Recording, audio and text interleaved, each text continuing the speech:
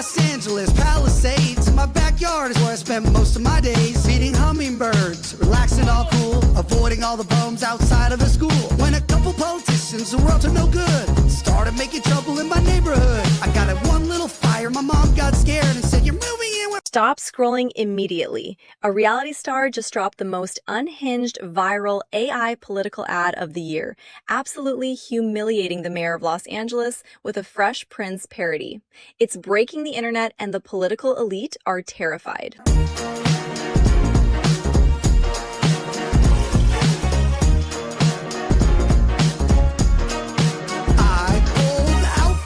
About 7 or 8, and I yelled to the rubble, "Yo ho, smell you later." I moved to my kingdom, I was finally there to sit on my throne as the Prince of Bel-Air.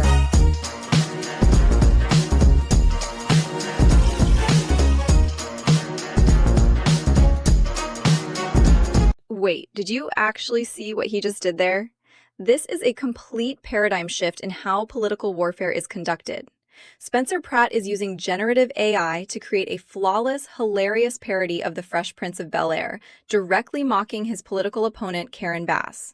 He's taking the exact criticisms they throw at him, like staying at a hotel, and weaponizing it into a viral meme.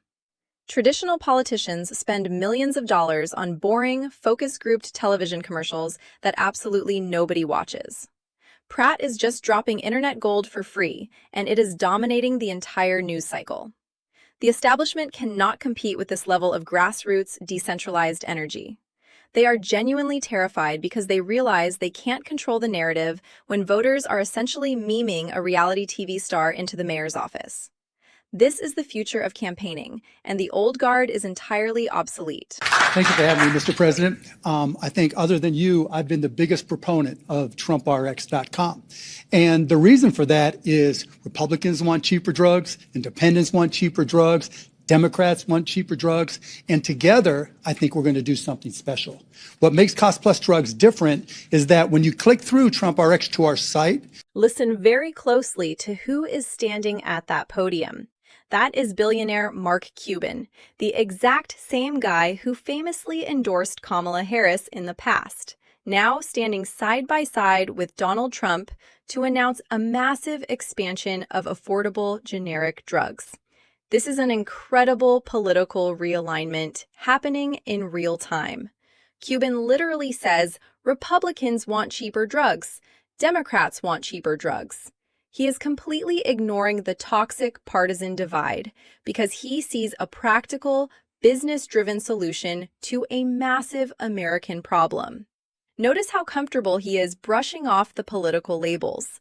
This proves that when you focus on actual results instead of political theater, you can build the most unlikely alliances.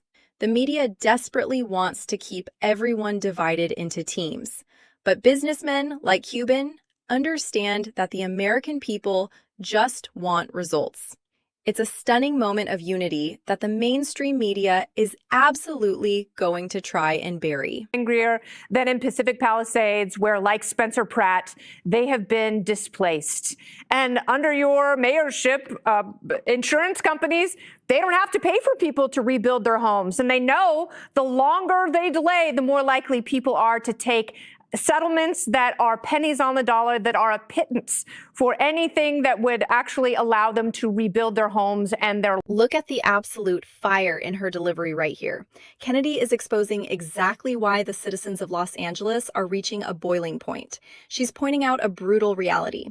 The working class and property owners are furious because the city's leadership, specifically under Karen Bass, has completely abandoned them.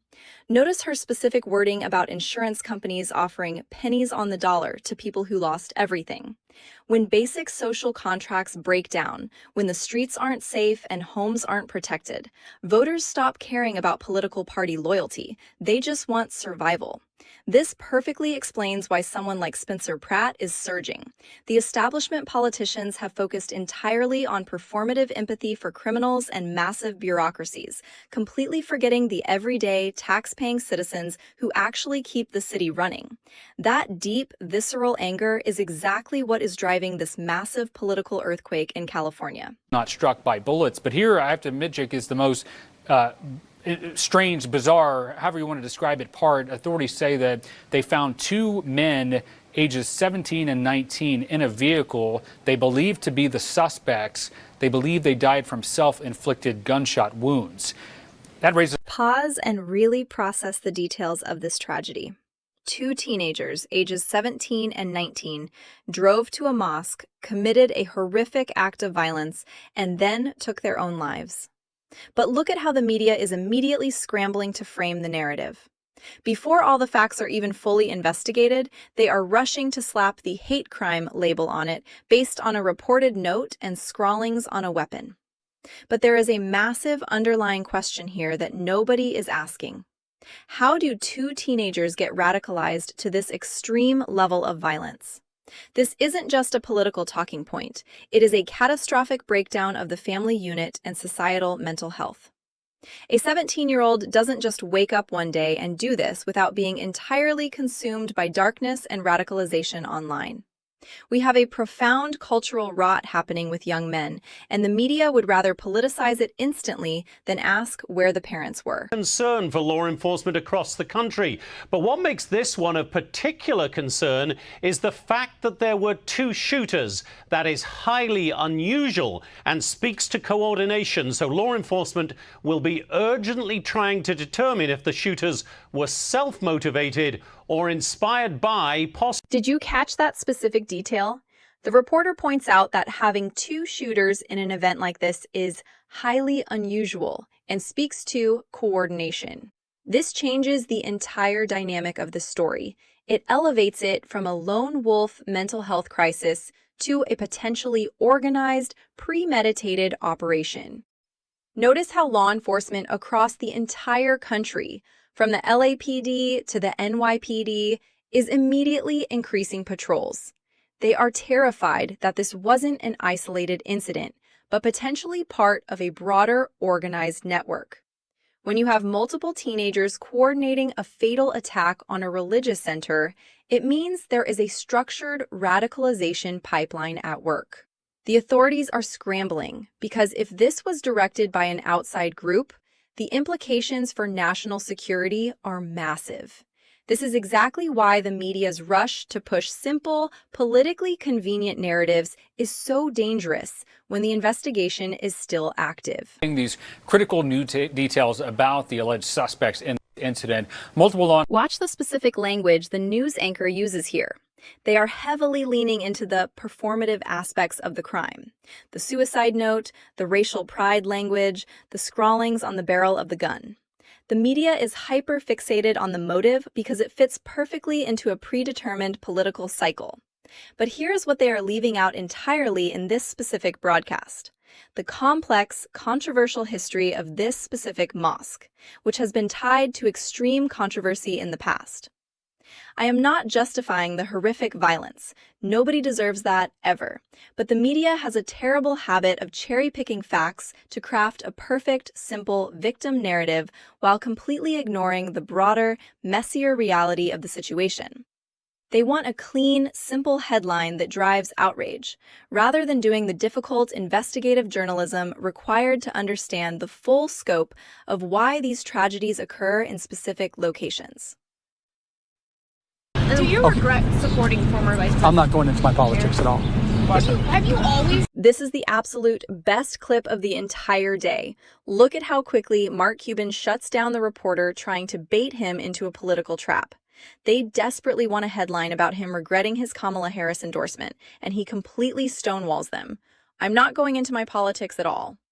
That is exactly how you handle the legacy media.